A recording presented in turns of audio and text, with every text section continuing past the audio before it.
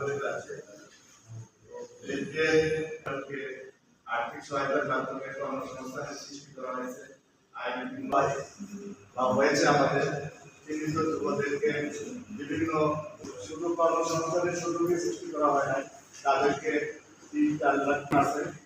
আমরা জানি যে কোনো প্রজেক্টেরই কাজের একটা সময় সীমাবদ্ধ, এই কার্যক্রমগুলো চলমান রাখার জন্য শুধু শয়তানের যুবকদেরকে আরো কিভাবে আমরা দক্ষ করে তুলতে পারি, আরো কিভাবে তাদের শুধু এবং দেশের অর্থনীতিতে গুরুত্বপূর্ণ অবদান রাখা সম্ভব।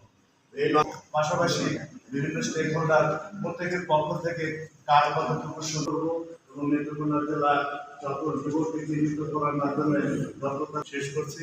ধন্যবাদ সবাইকে।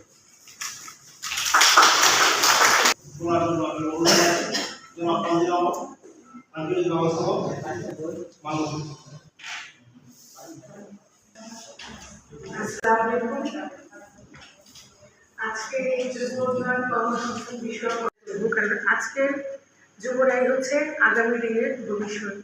আমরাও সরকারের কাজ করি, আপনারাও করেন, কার জন্য করি? জনগণের জন্য। আপনারাও জনগণের জন্য করছেন, আমরাও জনগণের জন্য করছি।